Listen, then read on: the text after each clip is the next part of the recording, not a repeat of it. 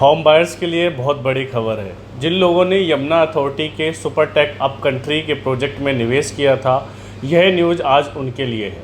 उन 900 बायर्स को बहुत बड़ी राहत मिलने वाली है, यानी कि 2010-11 में इस प्रोजेक्ट में जिन लोगों ने भी अपना पैसा निवेश किया था, उन लोगों के लिए बहुत राहत भरी खबर लेकर यमुना अथॉरिटी आया है। साथियों, आप सभी को मालूम होगा कि यमुना अथॉरिटी के सेक्टर 17 में सुपरटेक अप कंट्री नाम से एक प्रोजेक्ट लेकर आई थी, जिसमें प्लॉट्स स्कीम, फ्लैट स्कीम आदि इत्यादि स्कीम आई थी।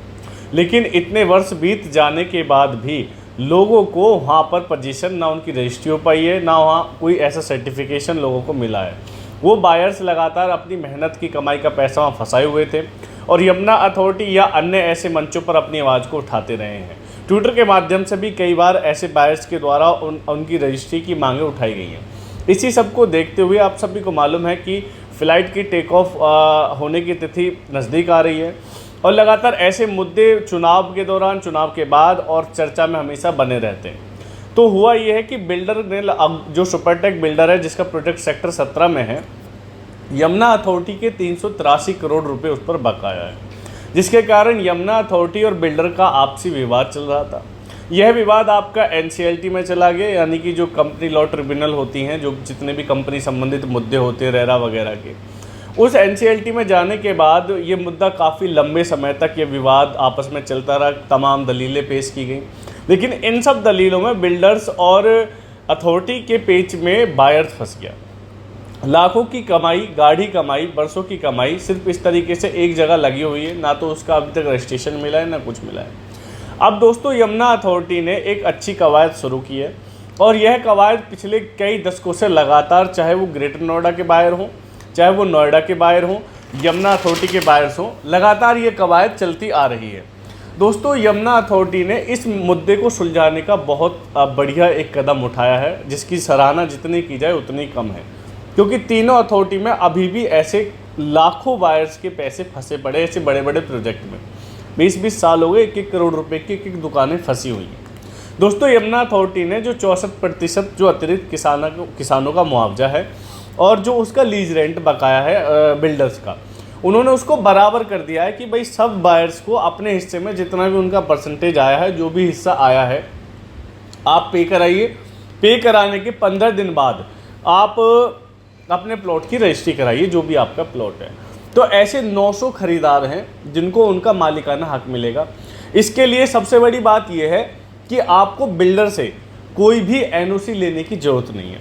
मतलब पहले क्या था कि बिल्डर से एनओसी लेना, ऑब्जेक्शन तो नहीं है, ये सब चीज़ें, आपको कोई एनओसी लेने की ज़रूरत नहीं है। यदि आपने पूरी पेमेंट जमा करा रखी, तो जो भी अतिरिक्त शुल्क, जो भी अतिरिक्त भार आप पर पड़ा है, 64% प्लस लीज रेंट का, ये इसकी जानकारी आपको अथॉरिटी में मिल जाएगी। आप अथॉरिटी जाना, वहाँ बताना कि जी मेरे सुपरटेक अप कंट्री में फला में ये अलॉटमेंट लेटर है, ये मेरा नंबर है, ये सारी चीज़ें हैं, इतना पैसा मैं जमा करा चुका हूँ और मुझे इसकी रजिस्ट्री कराएं।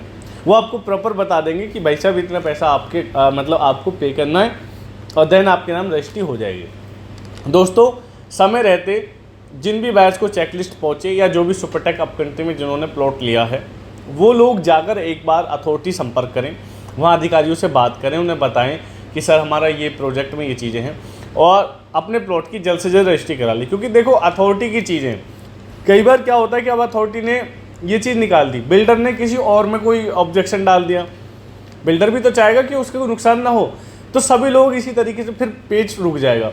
तो जो योजना जब निकाली जाए, उस योजना को तत्काल मतलब अपॉर्चुनिटी जब भी आए तुरंत ग्रेब कर लो, उसको हाथ से जाने मत दो, अन्यथा आपको बहुत बड़ा नुकसान हो सकता है। ऐसा भी हो सकता है, आपने देखा था सन 2009 में अलॉटमेंट आई थी 300 मीटर के प्लॉट की, लोगों ने जिस टाइम प्लॉट निकले उस टाइम बहुत ज़्यादा ब्लैक चल गया, मतलब अपने प्लॉट पे काफ़ी हाई प्रीमियम मांगने लगे, लोगों ने खरीदना बंद कर दिया। अब हुआ यूँ इसके बाद कि कुछ साल बाद उसके टीएम बंद कर दिए, ट्रांसफ़र ही बंद कर दिए प्लॉटों के। जिन्होंने जिसमें प्राइस में प्लॉट लिया था ना, जो ब्लैक जो अप मांग रहे थे प्रीमियम, उस सभी बहुत डाउन में लोग अपनी चीज़ को दे के गए थे। वो इसलिए हुआ कि सरकार ने टीएम बंद कर दिया। अब टीएम बंद हो गया तो प्लॉट का तो भाव वही कचरे का हो गया, जब तक नहीं होगा कुछ भी, जब तक डेवलपमेंट नहीं होगा तो उसे कौन पूछ रहा है। इसलिए मेरा कहना है ये है कि आप समय रहते अपने प्लॉट की रजिस्ट्री कराएं, प्रॉपर उसकी लीज करा के अपने पास रखें, ताकि आप उसे अच्छी, जो अगर बेचना भी चाहते हैं तो अच्छे प्राइस में आप उसको बेच सकते हैं। क्योंकि कोई भी व्यक्ति तभी खरीदेगा जब उसकी लीज डीड रजिस्टर्ड हो जाएगी। मतलब देखो मार्केट में डिमांड होती है रजिस्टर्ड प्लॉट की, कोई इन्वेस्ट कर रहा है तो बोलेगा भैया रजिस्टर्ड चीज़ दिला दो, तो अब उस प्रोजेक्ट में कोई पर्टिकुलर जाएगा तो रजिस्टर्ड ही मांगेगा। तो साथियों ये अप कंट्री वालों के लिए, सुपरटेक वालों के, उनके लिए बहुत बड़ी न्यूज़ है। अगर भविष्य में किसी भी बिल्डर प्रोजेक्ट के लिए कोई भी अपडेट आती है, आपने यहाँ पर प्लॉट लिया हुआ है, आपके किसी संबंधी ने लिया है, आप कोई प्लॉट खरीदना चाहते हैं, तो मेरे इस चैनल को आप सब्सक्राइब कर लें और मेरा नंबर भी मेंशन है, आप मुझे व्हाट्सअप कर सकते हैं। मैं डिस्क्रिप्शन बॉक्स में जो हमारा चैनल बना हुआ है, और हाँ, ये आप सब लोगों के लिए एक चैनल मैंने बनाया, व्हाट्सअप चैनल, क्योंकि अगर ग्रुप में बनाता हूँ तो ग्रुप में नंबर एक दूसरे के, कोई किसी की प्राइवेसी के तौर पे नंबर नहीं शेयर करना चाहता है तो बहुत इश्यूज़ होते हैं, लेकिन चैनल बना के हम उसको एक चीज़ को आसानी से पहुंचा सकते हैं जिसमें आपकी प्राइवेसी का पूरा ध्यान रखा जाता है। तो आपको मैं चैनल का लिंक डिस्क्रिप्शन बॉक्स में डाल दूंगा, आप वहां जुड़ सकते हैं। उस लिंक पे टैप करके मेरा नंबर मेंशन है, मुझे कॉल कर सकते हैं, ठीक है। और साथियों कोई भी आपको इश्यूज़ होता है तो इस चैनल का जो बेल आइकन है उसको प्रेस कर लें। आपको लगता है कि नोटिफिकेशन आप तक सबसे पहले आनी चाहिए तो आप इसके बेल आइकन को प्रेस करें या अपने फैमिली मेम्बर्स में किसी को बता दें। जैसे आप थोड़े सीनियर सिटीजन हैं तो आपको इतनी सारी चीज़ें की नहीं है कि भाई ठीक है मुझे नहीं मालूम चलता है, तो आप अपने बच्चों को, अपने भाई को, वाइफ को, बिटिया को, किसी को भी बता सकते हैं कि ये वाला आइकन प्रेस करके रख लो, नोटिफिकेशन आउट होते ही हमें एक बार बता देना। वो मैं थंबनेल ऐसा डालता हूँ कि कोई भी समझ जाता है कि इस वीडियो के अंदर, इस थंबनेल में है क्या, किसके बारे में बात हो रही है, तो आसानी से आप लोग समझ जाएंगे, आपको कोई इशू नहीं होगा। और स्कीम से रिलेटेड अपडेट मेरे इसी चैनल पे सारी आपको मिलेंगी। एक वीडियो पहले अपलोड हो चुकी है कि भाई कैसे कैसे करें, और मैं अब इसके बाद एक क्वेश्चन आंसर की सीरीज़ लाऊंगा कि जो आपके तमाम क्वेश्चन हैं कि कौन कौन कर सकता है, कौन नहीं कर सकता, उसके बारे में भी बताऊंगा। थर्ड वीडियोस में मैं कैसे अप्लाई करना है, मतलब आपको स्कीम की सारी अपडेशन दूंगा ताकि जुलाई तक आपकी कोई भी पार्ट छूटने ना पाए। होता क्या है, बहुत से लोगों को स्कीम के बारे में तब पता चलता है जब स्कीम निकल जाती है, जब उसकी लास्ट डेट रह जाती है 1-2 दिन पहले, तो तब तक कभी डॉक्यूमेंट नहीं बन पाते हैं, कभी बैंक का कोई चीज़ अटक जाते हैं या पेमेंट नहीं हो पाती है।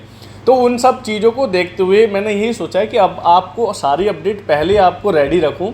बस स्कीम आनी है, आपको डॉक्यूमेंटेशन हमारी टेक्निकल टीम को भेजने, आपको आने की भी जरूरत नहीं, अपने घर बैठना है। स्कीम के फर्स्ट डे हमारी टीम अपना सारा सेटअप तैयार करके रखेगी, आपको व्हाट्सअप करना है और फॉर्म फिलअप होकर PDF आपके घर पहुंच जाएगी, चालान जनरेट होकर। जिस दिन फॉर्म की डेट आएगी सारी चीज़ें आपको इन्फॉर्म करती जाएंगी, टाइम टू टाइम आपको इसी चैनल पे अपडेट मिल जाएगी। बाकी यमुना रीजन में, ग्रेटर नोएडा के रीजन में, न्यू नोएडा रीजन में आप कोई भी इन्वेस्टमेंट करना चाहते हैं, आप हमारे इस नंबर पर कॉल करके आप हमसे बात कर सकते हैं। वीडियो देखने के लिए आप सभी साथियों का बहुत बहुत धन्यवाद। जय हिंद, जय भारत।